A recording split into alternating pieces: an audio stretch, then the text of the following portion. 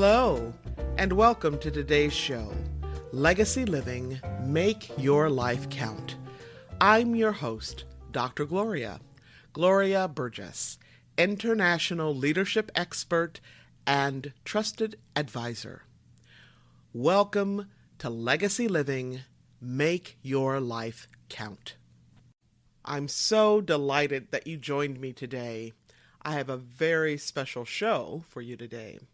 We are going to talk about leadership and racial justice, topics that are very close to my heart. Specifically, we're going to focus on leadership as an antidote to racial injustice.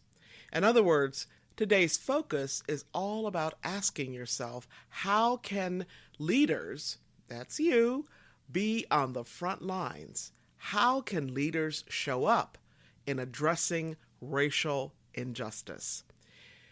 To help us address this important question, I'm going to call on a very special person who has recently published a wonderful piece about leadership as an antidote to racial injustice. Her name is Alaina Love. When I read her blog post, her article, I was inspired. I immediately reached out to her to seek her permission to share her words of insight, challenge, and wisdom. And Alaina said, of course.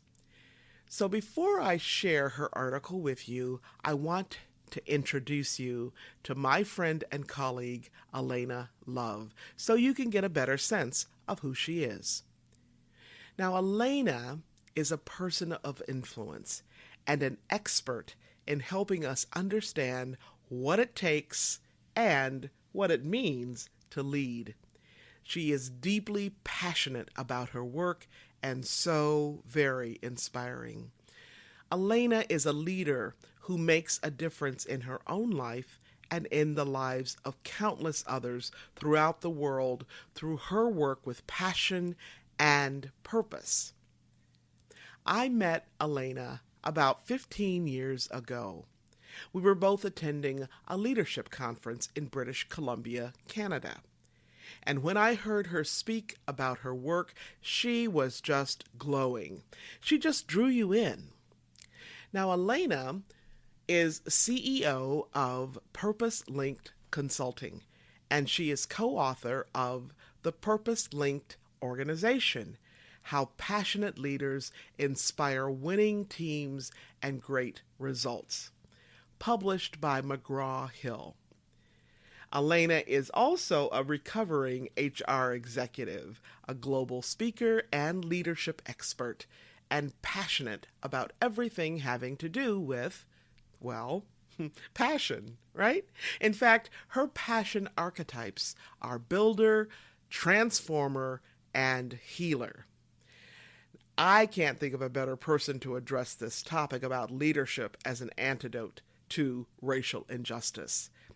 Now, you can learn more about how to grow leaders, build passionate teams, and leverage passion to create great customer outcomes on Alaina Love's website, which I will give you later in the show. Now, when Miss Love is not working with her Fortune 500 client base, she is busy writing her next book, Passionality: The Art and Science of Finding Your Passion and Living Your Bliss. I can't wait till that book comes out. Now, this book aligns with her work in personality, purpose, and passion, and the science of how it contributes to our well-being. Alaina is an alumna of the University of Michigan. Yay, go blue! Yes, I'm a very proud alumni of U of M as well. And she is a graduate of U of M's Ross School of Business in Change and Leadership. Since graduating from the U of M, she has served as a leadership columnist for Bloomberg Businessweek, The Washington Post, and Harvard Business Review Online. One of her many pursuits is writing, of course. She enjoys writing a popular monthly blog for Smart Brief on leadership. Another one of Miss Love's passions is research. With a research team from University of Michigan, her organization, which again is called Purpose Linked Consulting, developed what is called the Passion Profiler. Now, what is that, you might ask? Well, Alaina tells us all about that in another podcast where she was my very special guest. So be sure to listen to that amazing two-part interview with Alaina Love and Dr. Gloria. I want you to learn more about her brilliance and her amazing work. Now, I'm so excited to have this leader with us today through her blog. So let's hear from Alaina in her own words. She begins, "For many African American employees in your organization, these last 2 weeks feel like they've been 100 years long. Along with millions of people around the world, they've witnessed the horror of George Floyd being held to the ground by a police officer with such force on his neck that it resulted in his death. A life was lost right before our eyes, and no one in authority did anything to stop it. Floyd's homicide follows those of other black men and women, including Breonna Taylor, Ahmaud Arbery, Freddie Gray, Eric Gardner, Philando Castile, Sandra Bland, and many, many more, at the hands of those in power or in institutions of authority.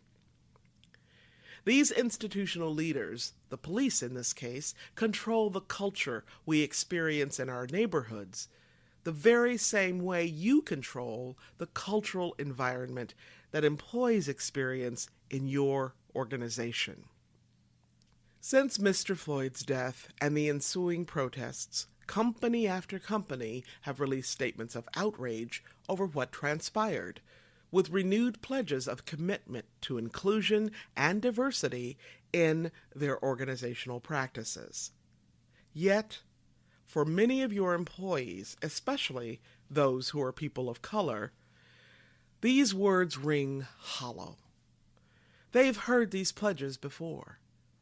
They've sat on diversity committees and participated in affinity groups designed to foster understanding, communication, and opportunities for minority employees. They've sat through numerous training programs that yielded temporary shifts in interactions with non-minority colleagues, only to watch as the momentum of such training waned because of a lack of leadership follow-through. They've been the token person of color on teams, had their qualifications for their job and role questioned, and watched as colleagues with less skill and lighter skin got promoted over them. Is it any wonder that these employees are skeptical, disillusioned, or, dare I say, angry at the current state of affairs in our country?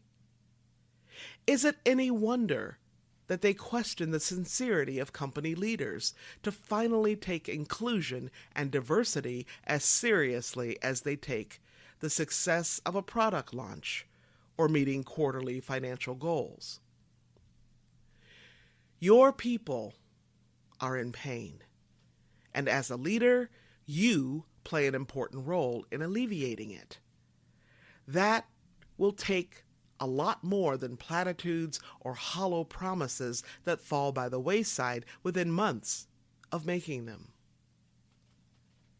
A good place to start is by working to understand what Black employees are feeling right now. Perhaps I can offer a real-life personal example. I am an African American woman with corporate leadership experience. I'm also the mother of a biracial son. Because of the reality in our nation, I've had to have conversations with my son about his safety, conversations that no parent should have to have with their child. Every time a Black person is senselessly murdered, we have that conversation again. It's like the movie Groundhog Day, except a lot less fun. Consider for a moment that I am not unique. Your employees of color are probably engaged in the same conversations with the people they love. They are worried, they are sick with sadness, and losing sleep at night.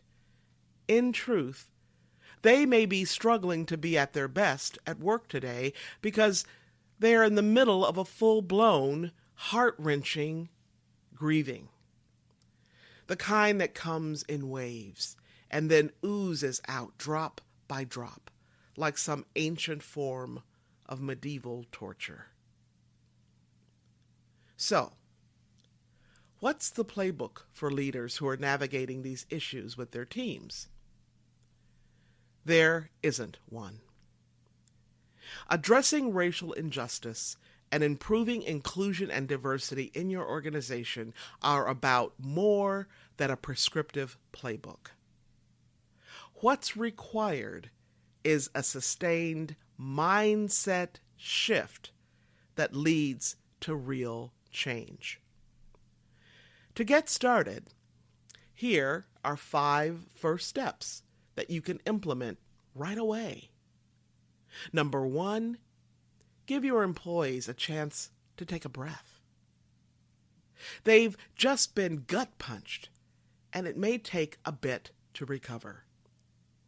To support this, offer opportunities for employees of all backgrounds to share with you and with their colleagues what they are experiencing. Scheduling a standing audio or web call on this subject is a way for employees to feel heard and also offers an opportunity for learning, the rare silver lining that may come from this most recent tragedy. Pick up the phone and check in with your people on an individual basis, even if you don't quite know what to say. It's okay to call a minority employee and admit, I can't possibly understand what you're feeling, but I want you to know that I care. Is there any way that I can help you during this difficult time? A second step. Engage your employees in developing a long-term solution. Recognize that what you've done in the space of inclusion and diversity in the past may be insufficient for the new norm we are operating within. The perfect storm of a global pandemic coupled with George Floyd's death is highlighting the pattern of racial injustice in our civil and healthcare systems, with Black people disproportionately affected. Your employees are experiencing the company culture directly and are in the best position to offer ideas about how to improve it. Invite their voices to be heard, listen to them, and implement their ideas. Get serious about innovation around inclusion and diversity in the same way you're serious about product innovation. One feeds the other. Number 3, lose the platitudes and replace them with action. It's insufficient to say that you value inclusion and embrace diversity when the representation of people of color on your staff or C-suite shows the opposite. Currently, just 4 companies in the Fortune 500 are led by African American CEOs. If you want to take this seriously, begin by examining where you are as an organization. A toolkit created by Paradigm for Parity, an organization focused on gender equality in the workplace, offers a simple model and an applicable guide for examining the questions each company needs to ask about the environment for minority employees. What is the baseline representation of diverse employees in our organization? How can we improve the recruitment of diverse people to our teams? What do we need to do to manage with an inclusive mindset so that we retain the people we recruit and support their upward mobility within the organization. Step number 4, make training more than a sheep dip exercise.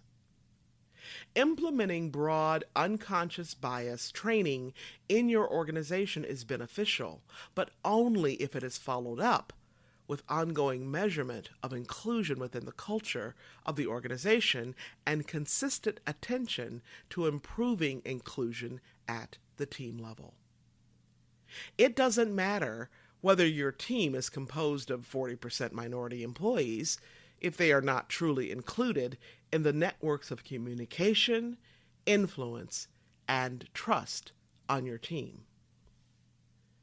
Measuring inclusion on your team at least annually is the most effective way to uncover issues in team relationships and address them before they negatively affect retention of diverse employees. And step number 5, raise the focus of inclusion and diversity to the CEO level. When any organization is facing a recalcitrant, ongoing problem that affects the business, it always gets serious attention from the CEO. Unfortunately, inclusion and diversity is the exception to this norm in many companies. Finance is a serious function that ultimately reports to the CEO, as are sales, marketing, and legal in most companies. Why shouldn't the inclusion and diversity function be the same? When issues get attention at the CEO and board level, they tend to get solved. If you're taking this issue seriously, raise the focus on it.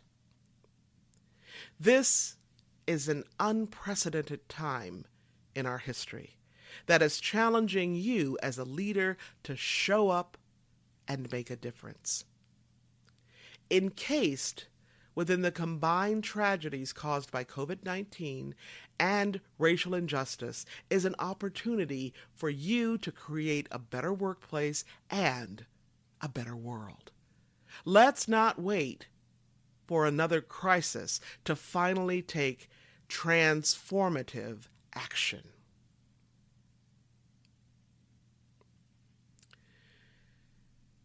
Once again, if you're just joining us, I'm Dr. Gloria, and you've just heard the words of Alaina Love, writing about leadership as an antidote to racial injustice. So I want to thank you, Alaina Love. Well said. And again, I want to thank you for allowing me to share your words, your passion for adding value to people, and the many insights and pearls of wisdom you shared with our listeners today. Again, our topic today is leadership as an antidote to racial injustice. I know those of you who are listening in all around the world, I know you want to make your life count. I know you want to be the change you seek. So remember this, how you live is how you lead, right? How you live is how you do everything. So you too can make your team, your organization, your family, your community, you can make our world a better place by showing up and staying at the table. I want you to be sure to listen to this show again and again, and be sure to tell somebody. You can find me, Dr. Gloria, right here on iTunes, Audible, Alexa, SoundCloud, iHeart, TuneIn, Spreaker.com, Talk Network Radio, and so many other places. Now, if you happen to miss any part of this week's show or last week's, you can simply download the recording and listen to it at your convenience. You can even listen on the go. Check us out at www.talknetworkradio.com talknetworkradio.com/hosts/legacy living. That's talknetworkradio.com/hosts/legacy living. You can also learn more about my work and Legacy Living Make Your Life Count by visiting the Gloria Burgess website or by visiting me on LinkedIn or Facebook. And that's facebook.com/DrGloria_BURGESS-PhD. You can also find me on the TEDx site and listen to one of my TED Talks. Just type in my name to find me there. All right. Before I close today's show, I want to thank each of you for tuning in, for allowing me to share a bit about my journey with what legacy living is all about. Not just living and learning, but living and learning and serving so that you make a difference in your own life and in the lives of others. It's about being on purpose every single day, 365, 24/7. Legacy living is a powerful way to make your life count. Once again, I want to thank you for joining me for today's show. I'm your host, Dr. Gloria Burgess, and this is Legacy Living, Make Your Life Count. Please join me again next time right here for another show of Legacy Living, Make Your Life Count. Don't just count the days in your life. Make the days in your life count. That's what legacy living is all about. Have a fantastic day, and remember, make the days in your life count. God bless.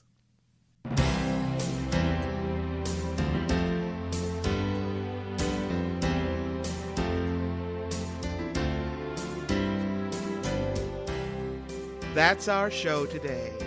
I'm your host, Dr. Gloria Burgess. I hope you'll join me again next time. Until then, don't just count the days in your life. Make the days in your life count. That's what legacy living is all about. Here's to you. Have a fantastic day, and be sure to make it a yes kind of day. Remember to celebrate the music of your life. Make the days in your life count.